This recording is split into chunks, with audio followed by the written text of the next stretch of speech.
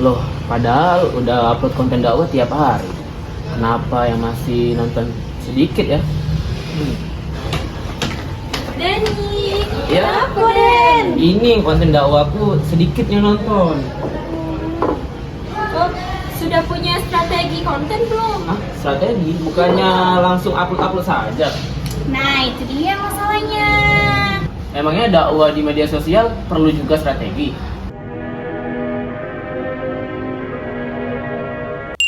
Kalian bingung setiap buat konten kenapa sih sepi penonton? Padahal menurut kita konten kita tuh menarik loh. Nah, ini dia penjelasannya. Nah teman-teman, tahukah kamu bahwa media gagal berkembang bukan karena isinya yang buruk, tetapi karena penyampaian kita yang kurang efektif. Jangan langsung menyalahkan algoritma teman-teman. Bisa jadi masalahnya ada pada terletak di strategi yang kita gunakan. Banyak orang berpikir yang penting upload, tetapi dakwah di media sosial juga membutuhkan perencanaan yang baik. Niat baik saja tidak cukup, konten yang baik juga harus disampaikan dengan cara yang tepat. Nah, kali ini kita akan membahas strategi dakwah di media sosial agar dapat menjangkau seluruh audiens secara luas. Nah, langkah pertamanya kenalin dulu siapa audiens kita, atau remaja, atau orang tua kita, atau masyarakat umum. Dengan mengetahui target audiens, kita bisa menentukan gaya, bahasa, dan cara penyampaian yang sesuai. Konten dakwah tidak selalu dengan ceramah panjang.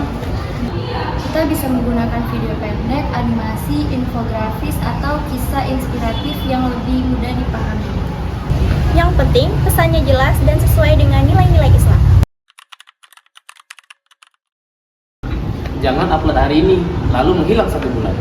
Buat jadwal yang tertata agar audiens terbiasa melihat konten kita. Jangan hanya mengunggah lalu ditinggalkan. Balas komentar, jawab pertanyaan, dan dengarkan masukan dari audiens. Interaksi yang baik dapat mendekatkan audiens dan juga meningkatkan kepercayaan audiens. Nah, perhatikan jumlah tayangan, komentar, dan audiens kita.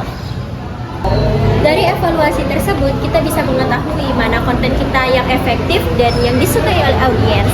Jadi, dakwah di media sosial tidak hanya mengunggah konten.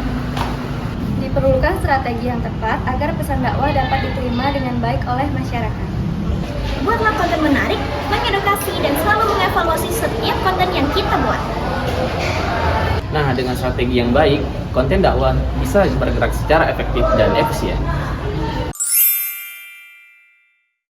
Halo teman-teman, banyak orang ingin berdakwah, tapi takut karena merasa ilmunya belum sempurna.